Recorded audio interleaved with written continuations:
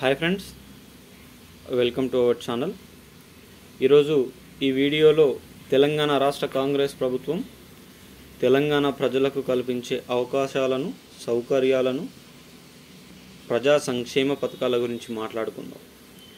ముఖ్యంగా తెలంగాణ రాష్ట్రంలో ఉన్నటువంటి 45 లక్షల మంది ఆసరా పెన్షన్ వాహులకు సంబంధించిన కీలక సమాచారం ఈ వీడియోలో తెలుసుకుందాం. రేపటి నుండి 28 వరకు పెరిగిన ఆసరా పెన్షన్లు 4016, 6016 మే నెల పెన్షన్లపై కీలక నిబంధన ఇక్కడికి వెళ్ళి తెచ్చుకోండి.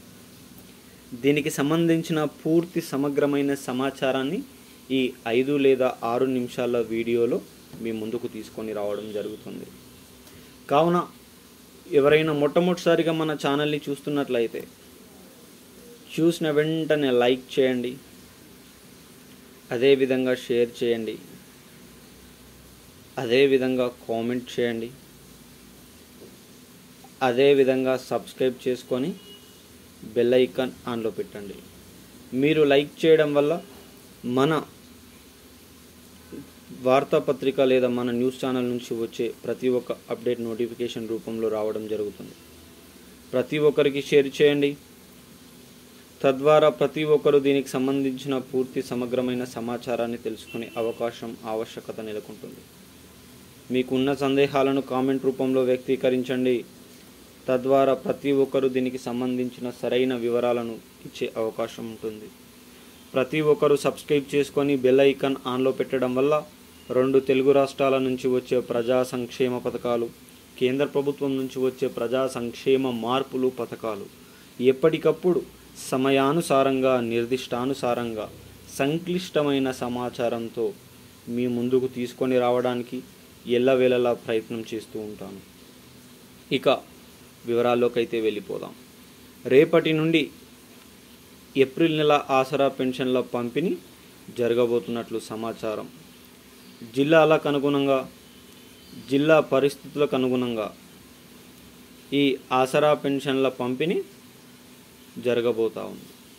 ఈ నెల మాత్రం 2016 రూపాయలు, 4016 రూపాయలు మాత్రమే పంపిణీ చేస్తారని సమాచారం. వచ్చే నెల నుంచి మాత్రం ఈ 2016 రూపాయలను 4016 రూపాయలుగా, ఈ 4016 రూపాయలను 6016 రూపాయలుగా మార్చడానికి ప్రభుత్వం ఎన్నో ప్రణాళికలను రూపొందిస్తుంది. ఇది రాష్ట్ర వ్యాప్తంగా ఉన్నటువంటి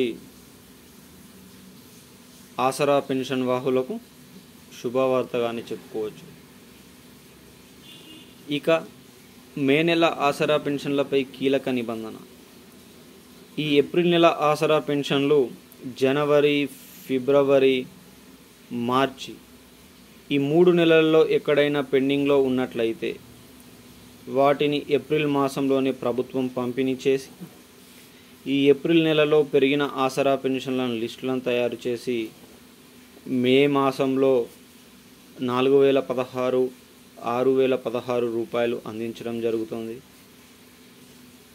దీనికోసం 12,000 కోట్లు అదనపు భారం ప్రభుత్వం పైన పడబోతుంది.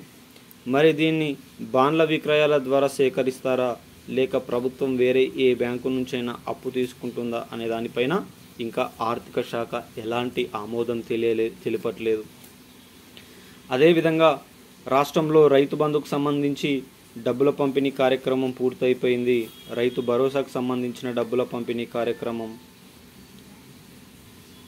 ఈ రైతు భరోసాకు సంబంధించిన డబ్బులు ఒకవేళ పడనట్లయితే ఆ రైతు భరోసాకు సంబంధించిన డబ్బులు కూడా పడతాయి.